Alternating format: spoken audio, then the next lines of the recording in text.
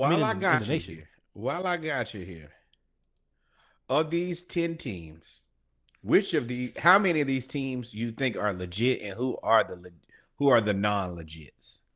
So you got 1 Texas, 2 Oregon, 3 Penn State, 4 Ohio State, 5 Georgia, 6 Miami, 7 Alabama, 8 LSU, 9 Iowa State, 10 Clemson. Not legit. Iowa State. I am Check, skeptical on Penn State because they are in the check. same category as Ohio State in terms of Ryan Day. James Franklin has been at the mercy of Ohio State and Michigan for his whole career. He has a couple wins every now and then, but for the most part, Oh, they've got some they got to figure that out. Texas is real. check. Oregon is real Oregon is depending real, on who they play. real enough. Depending on Real who they enough. play. It's a matchup. Quietly as kept, Miami still got to prove a little bit to me. I Me too. like Cam Ward. I think he's a hell of a player, but you gonna have to do that against teams other than Cal. You He can't be down he 35 would points to Cal. frustrate. I like him a lot, but he would frustrate me as a coach because so much of what he does is analog, is so much unscripted. It is you just really gotta you kind of gotta not coach him. You just gotta get out of the way, and I can Yeah, see but I how that mean could be that's what difficult. Cristobal likes though. Cristobal is a offensive tackle and defensive lineman his whole life. So I mean he likes playing defense. Now that's what would hinder me with Miami though. That defense, you leaving up 35 points to Cal and having Cam Ward have to go crazy to win. Has me kind of skeptical. So I'm skeptical. I don't believe in Ohio State. I'm skeptical of Miami. I'm skeptical of Oregon. I'm skeptical of Penn State. I think Texas is for real. Oh, I'm skeptical of Georgia. I'm skeptical of Georgia because we're not playing the way that we should on defense. Offense, I mean, look, Georgia fans, I know y'all are saying we scoring 41 points and we're averaging 400 yards of offense and we're doing all of these great things. When it matters, when the game gets tight, we are not doing what we're supposed to do. Against Mississippi State, we scored 27 points in the first half. We scored 14 points in the second half. I'm gonna tell y'all why you playing this schedule that looked very easy for you guys Who said is easy? not easy. Why would you say our schedule was easy? It, I felt like it was kind of walking the parky. I guess not though. At It's not. Alabama, at Texas, Tennessee, Florida, Y'all get Texas, Clemson, Florida, and Alabama, and Gators. Say what Clemson. you want to. They ain't playing terrible. We're not making the best decisions, but not playing terrible football. And Ole Miss and Tennessee. Yeah. I don't know why Yeah. I don't know where in the offseason you Hey, thought that was going to be an easy schedule. y'all might mess around because I don't really trust Ole Miss, but Ole Miss can go back to being themselves now. They can be the little brother that can trip you up. They went right back into their preferred role. I think, and y'all got to go to Oxford after that tough loss. That could go either way. Tough Go loss for either who? way for you boys. For Ole Miss, I mean, they lost. we play Texas next week. So if this is the game, this makes or break our season to me.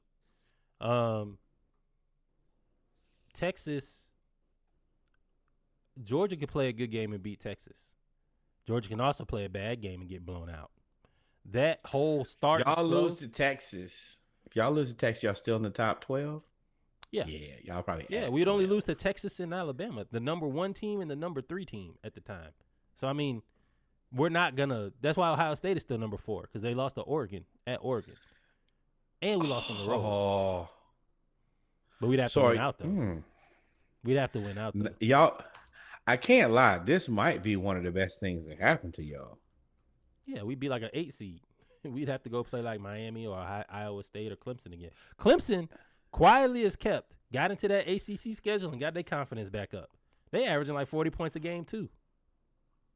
So, so help me out with this. It's just the two top teams in the conference go to the conference championship. Mm-hmm. Oh, then y'all probably safe. Maybe not. I don't know. Somebody's gonna get the benefit of not having to play in the SEC championship.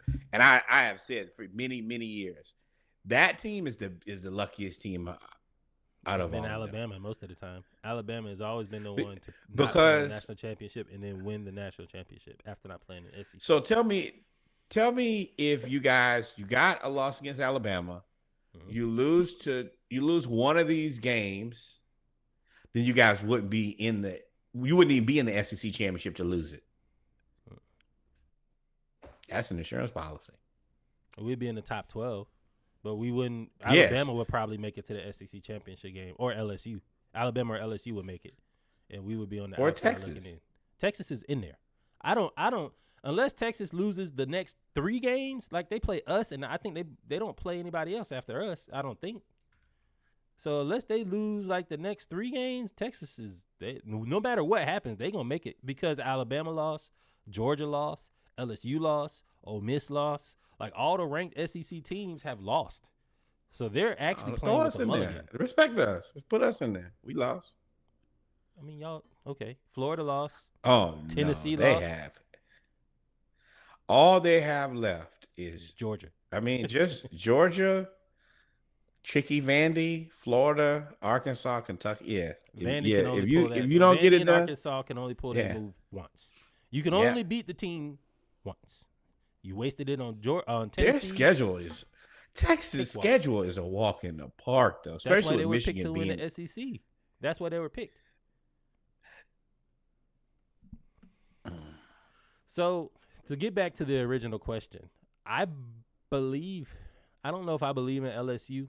I'm surprised that they beat Ole Miss. You know who's not surprised? Your boy. They beat him in overtime. You said, "Oh, right? Harold." You said Harold Perkins. You said, "Oh, I'm not picking them because Harold Perkins is not playing." Mm-hmm. That kid Weeks had 20 tackles. Yeah. I was watching him fly around. I'm like, wait, how many of these do y'all have over there? Ole Miss got out coached. So the game was actually kind of boring. Don't let the score get you. It was the second quarter was crazy. I watched this one. The second quarter was crazy. 17-13 the second quarter at halftime. All the points scored in the second quarter. Second half, field goal, touchdown, field goal, touchdown to win the game. Like it was a knockdown, drag out fight. I think this may do it for Ole Miss. I know they still got to play Georgia. They still have to play Mississippi State. That's the best thing that could have happened to Florida. What? Lane Kiffin losing. He looked like a deer in the headlights when it was all said and done. It was all over. He looked overwhelmed. He looked like, oh, this ain't it. He only scored 9 points in the second half in overtime. That's your with fault. Weeks. 18 total tackles, 10 solos, 1 sack, 2 TFLs. That is a hell of a game for and he the backup? That's him right there, ain't it? No. Right there, ain't it? No, it's not. Whit Weeks is a white guy, and he's 6'2", 228. He's a defensive back. That's what he really is. They evolving. And then, of course, Kyron Lacy walks it off in overtime. If you remember, he was the one that got the penalty that cost them the game when he was doing the celebration in the end zone with the gunshots. He then scores, wins the game, and then folds his arms. So he doesn't do anything crazy. So shout out to LSU. They did it. And the deer in headlights look I'm referring to is, if you're watching this, and hopefully you are on YouTube or Twitch or wherever you may find it, that look right there of Lane Kiffin is the one of I'm getting the hell out of here. And I'm happy about that because my coach is getting the hell out of there. Can we go to that now? Yeah, you had Lane. Lane, he's pretty much maxed out Ole Miss. And Ole Miss really never really recovered, even though I do like Lane. Hugh Freeze was that team. He had that team and that fan base and that recruiting ground. He had all of that humming. And they ended up losing after he got caught, went to Liberty, and now he's getting destroyed at Auburn. We'll go to the game Norwood wants to talk about next. Tennessee survives Florida in Death Valley. I mean, in the swamp. Sorry, Death Valley. They get LSU. Tennessee survives No, Florida. No, they played in Tennessee. that wasn't I'm the sorry. swamp. Yeah, They that played was in Rocky Knoxville. Top. Tennessee won by the hair of their chinny chin chin. Nico Amaliva has been introduced to SEC defense, to schemes. Florida had a chance to win this game. Should have won this game. If he had just gone for two. At the point, Billy Napier could have gone for two. This is definitely in, what is this, overtime? Yeah, it's the overtime thing. Yeah, this is in overtime. But we had the ball. We scored on the game time play right at the end of regulation. I think it's like 30 seconds left. And I immediately got put in every group chat. Go for two. I think we There's all without did. We a was question. like, you got to go for it, don't you? You got to go for it. You're playing with house money. You're expected to lose. You're expected to be fired. And he ran the offense out there in a stupid ass formation. And I said, we're going to lose. Like, there has to get to a point in football where you say, hey, I'm going to put my best fucking guys on the field. They're going to put their best guys on the field. We're going to meet at the line of scrimmage and let the best man win. That's it. Getting cute and put the, they want to do the swinging gate and do all of this so that they can see where people are. No, sometimes it's man versus man. And a couple things immediately came to my thought process here. Either you don't believe in your men, which means that, which is crazy. This is all for now. now. The ball down. Yeah, they throat the whole game. Exactly. Or you scary as hell. Those are the only two things that I could come up with. You knew, and I'm not gonna say you knew, but I would have more respect for him had he gone out in a blaze of glory, gone out on his own terms, say, hey man, we're not playing for a national championship. Let's be real here. So we're not playing for it. You know how I feel about it. You got to coach as if you're not playing for a national championship. That's how I feel. You said you got to coach like what? You're trying to save your job. Winning against Tennessee, a top 10 ranked team in Knoxville, would have gotten you closer to saving your job, which means you have to go for two. They are firing you. They are scraping your name off the door. Like it's out of there. They are already ponying up the buyout money right now. So it don't help when you don't play aggressive. That's what everybody comes from the Steve Spurrier tree. We want a lot of points and we want you to play aggressive. Win, lose, or draw, if you're playing aggressive, people will leave you alone because we do have a pedigree. We have an expectation. And as soon as he kicked the extra point, he lost the game. Whether he just lost the game at that point. I think the way that he kicked the extra point, if he would have just jogged the extra point, the field goal team out there from the beginning, I think it would have changed the perception of what he was doing. For him to bring the offense out there, line up in some funky formation, and then call timeout. Again, what are you doing? Like, what are you doing? And you got your full complement of offensive players back, minus Graham Mertz, who's torn his ACL. His time in Florida is over. I've been on record saying that I'm not the biggest Graham Mertz fan. With that said, I still didn't want. I didn't want to see him go out like that. And honestly, he might have played the best game or one of the best games he had played. As much as I like DJ Lagway, he played bad. when it was on him to be the guy, I was very disappointed. And but the frustrating thing is he should have been playing the whole damn season anyway. Graham Mertz not coming back, and we're not winning a championship. So you should have at least gotten him the experience. So I'm kind of 50-50. I wish you would have prepared him better for those type of situations. But it don't matter because you're going home. Fire Billy Napier. If you heard it once, you've heard it 1,000 times. There is no reason for it to keep him now. When Graham left, you might as well send Billy home. Get us an interim coach. That's See if another you can Mark at Richt least type thing. You play and kind of a Kirby thing. You play somebody you're attached to, than playing the better player. That's why we keep having all these walk-ons keep playing, like Dan Jackson and Cash Jones and all of them other players, where you have a 5-star, so frustrating. 6'2", 215-pound DB out there playing, and you're like, we'll keep it next year. Can't do that from Florida. When the next coach y'all get, more than anything, send me a killer. Send me a ruthless, dangerous killer. I want somebody who has no issues with stepping on necks, slapping people, running up to score, and being offensive. If y'all don't send me any more of these nice guys, I don't want those. We good.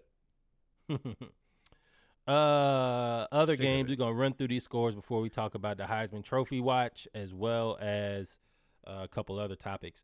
Penn State beat USC in a thriller, probably one of the better games of the day. Both teams played. That's the reason y'all should watch Saturday Morning Live. We told y'all this is going to be one that was going to be closer than the rankings. They won in overtime, 33-30, after USC misses the field goal in overtime. Penn State was actually getting shellacked. It was 20-6 at halftime. They came out in the second half, scored 27 points to force it to overtime. That quarterback, he played well. And shout out to James Franklin, because a lot of people were like, "Hey, man, James Franklin be coaching. He be coaching just enough. Just enough. He's in that who you gonna get that's better. And he's at the benefit of coming behind a scandal. He might be the poster child of who can you get better. And again, I'll take it. Your regime starting after a scandal. You're relevant. Yeah. You clean. And you might He's the DeMeco Ryans. Boxes. He is the DeMeco Ryans. Oh, yeah, we just had a really bad situation. Yes, let's find a black person who can coach their ass off and take us back to good enough. And that's where they are right now. And I'm going to tell y'all, sometimes you just got to be happy with good enough. You know what they say about women? 80-20. That's your 80-20 right there.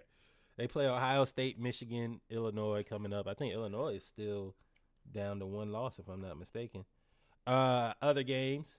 Shout out.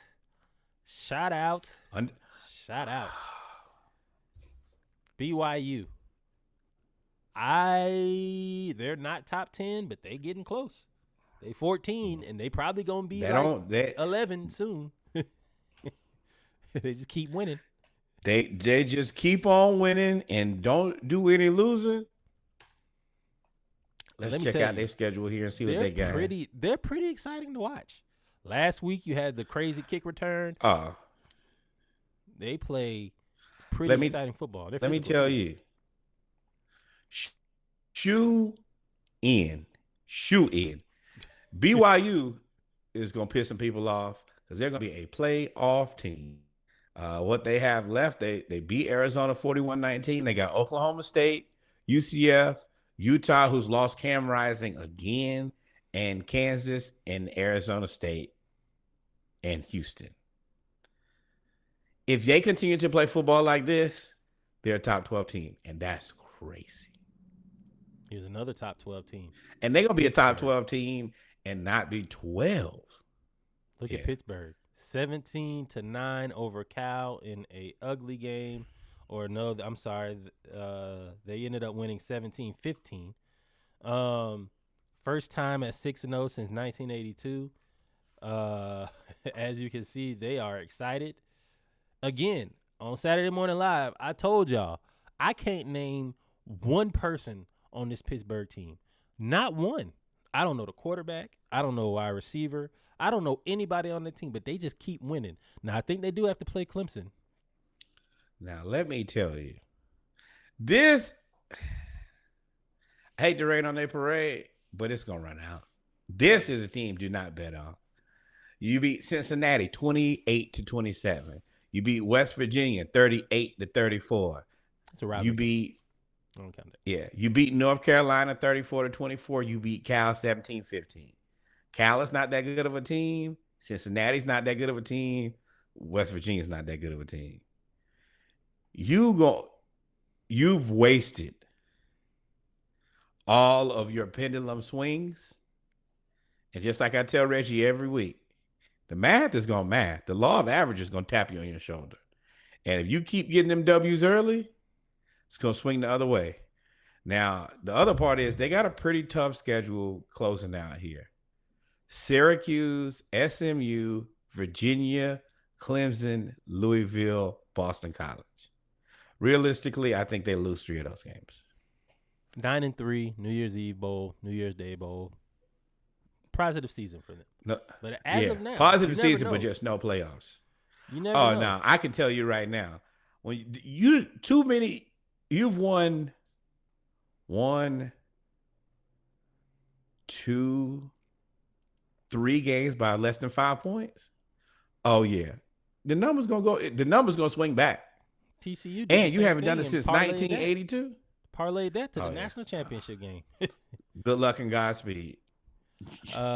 Speaking of the Big 12, you have Arizona State beat Utah at home. I don't even know Arizona State's record. I think they lost to Arizona, if I'm not mistaken. Utah loses Cam Rising for another season. Arizona State's 5-1. They're talking about possibly redshirting him, but for an 8th year, he'll come back and play for an 8th year. Been. I have been watching this guy since we started podcast. I'm gonna put you in the tour category, bro. It's too many.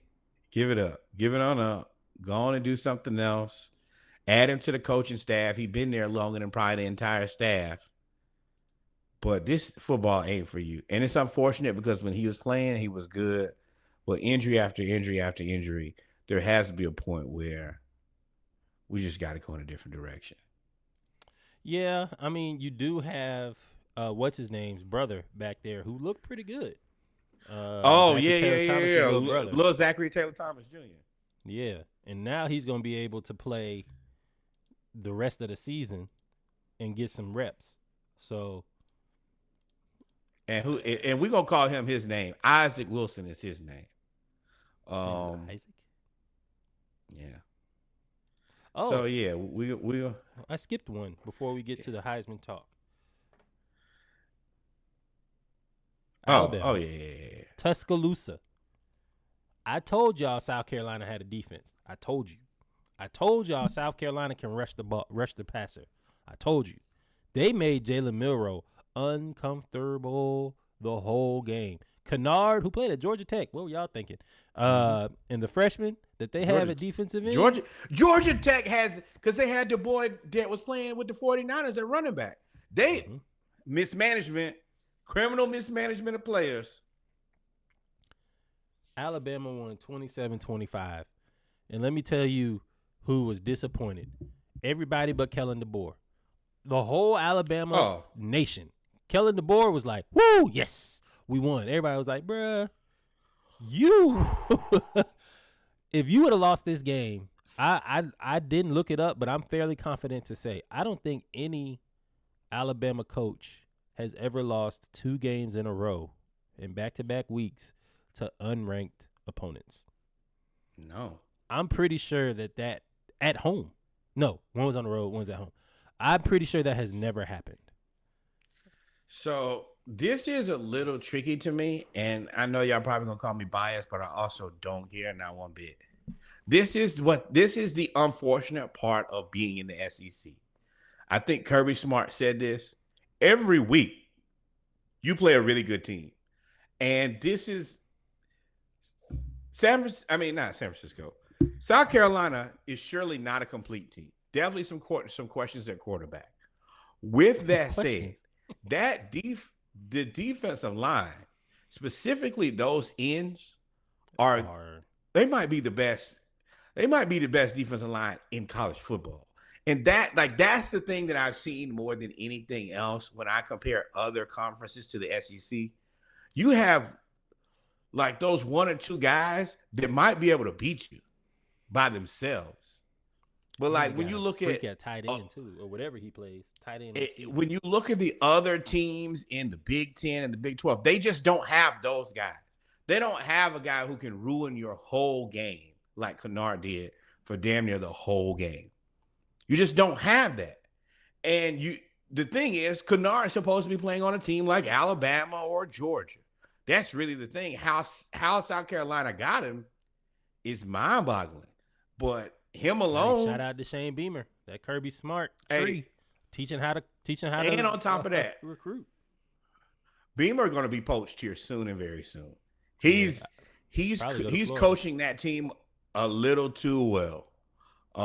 That's the other part. If you get poached, if your coach gets poached, he's probably going to want to stay in the SEC. So yeah, I mean, but I think that once this thing shakes up, I mean, he could be interested in going to Ole Miss if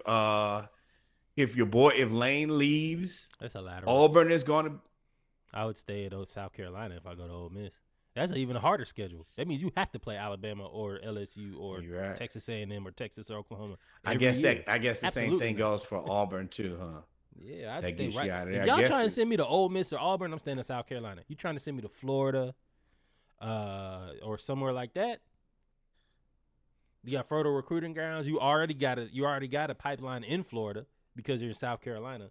I'd stay in South Carolina. Let me tell you something, Jalen Milroe. There's two quarterbacks in this league and the nation that I have not seen play their way out. Somebody play their way out of Heisman contention and first round draft pick like Jalen Milroe and Carson Beck. You two with these interceptions and these bad decisions. Jalen Milroe was flustered. And that was the first, and he was flustered because he couldn't use his athleticism to get out of it. Normally, like against Georgia, if something happened, he would just run. Or against anybody, he would just run and get, like 30 yards, 40 yards, whatever. He had 18 carries for 36 yards. So this is the thing. You're kind of right, but you look at the summation of a player. He has 319 rush yards and 11 rushing touchdowns. He has almost 1,500 passing yards, 4 interceptions, and 12 touchdowns. His 4 interceptions came in the last 2 games. Exact. So yeah, what I'm saying is last 3 games. Outside of these last 2 or 3 games, he's actually been pretty protective of the football, and he's played pretty well. Now, the other part is nobody. Hey, that doesn't matter. It doesn't matter. All they're looking for. I mean, because you could say the same. I mean, we're not, but you could say the same thing about Boise. Not at running back. But you wouldn't dare say say that about Ashton Jeanty. Yeah, you would.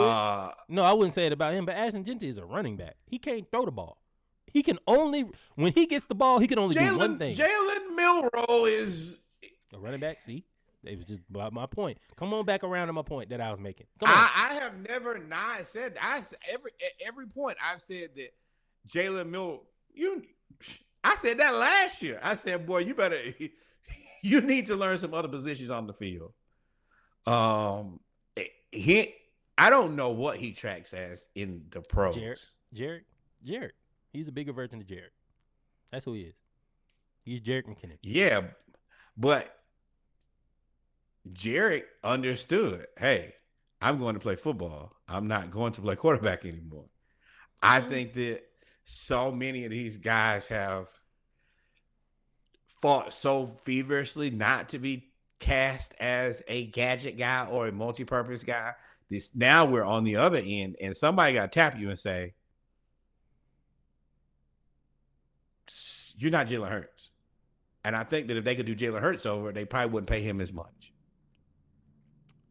The thing that I've seen the difference between Alabama is, one, hey, just like Jeremiah Smith with Ohio State, he had a decent game, but it wasn't like the crazy game against Oregon. South Carolina shut down Ryan Williams. 4 catches for 32 yards, and that was 2 catches going into the fourth quarter. South Carolina led most of this game. That's always been my thing about. They got the end of the game was crazy. They should have won. They got the onside kick, and boy, South Carolina really may be one transfer. If they're a Cam Ward away from being in the SEC championship. Oh, absolutely, yeah. If Cam Ward goes there instead of Miami, they're in the SEC championship with that defense. And then they got Nicholas Harbor, who they finally started throwing the ball to, 6'5", the fastest dude on the team. Oh, just ran him down there. He did a little comeback, and it was like, and the poor cornerback, it's like, bro, I can't do anything against this superhuman. He ran down there faster than me, came and ran right past me, and then he threw the ball up in there. I can't jump that high. My arm's too short to box with God. What you expect me to do? But that's how I'm telling y'all. That's how I'm happy. I don't think we play them. I'm happy we don't play them this year because that D line is crazy. Crazy. That's the other part. South Carolina can't do anything but ruin your day. They're not probably going to beat you, but those defensive ends are so good that they can ruin your quarterbacks. I mean, probably run it Heisman. Yeah, it's over with. But y'all don't play South Carolina? Guys, no, I don't think so. We play Tennessee. That's a shame. We don't play Missouri. That's a shame. We don't play South Carolina. We play like Auburn. That's a rivalry. I think that should be obligatory. That would be it's border badge. That would be a team to beat us this year because they can run the ball and they can rush the passer. And they look effectively and aggressively. Now I will say Georgia does get healthy. They're getting a lot of their defensive players back. But man, unless you're gonna make that offensive coordinator gonna make better decisions, I don't care about no health. They be scoring 400. We had 400 yards, bro. We had 7 points going into the final drive of the fourth quarter. Like what y'all talking about? Coordinator about dumb as a box of rocks. Everybody. If you go into the chats, they say, and I sign in under Splashcast. They say, "Oh, you don't know what you're talking about." I say, "Okay." Now y'all all up in arms about scoring 41 points, but you scored 31 at the half. See, now y'all up in arms. I've been saying it. I'm telling y'all, Bobo is going to be the guy. Now, again, I'm going to say it again before we talk about this Heisman talk. Bobo is a great quarterback's coach. He should be a quarterback's coach. He should be the quarterback coach. His adjustments, we normally play really, really well, but he cannot coach a full game. He can either coach the first half or the second. And he ain't going to be able to coach both. And it's been like that every time. And Carson Beck, boy, you be looking like a deer. It's like Carson Beck got to get slapped first. He got to get slapped before he realizes he in a fight. I never liked him. I don't think that he's that good. I don't think that he's. You wouldn't have got like your job that's the taken reason by when people walk on if you were that good. It's very interesting to see who's going to be that top tier. Who the NFL teams are going to value as the best quarterback in this draft, because none of these guys are. Not that I see makes me say, "Oh, I want to spend my first pick on him."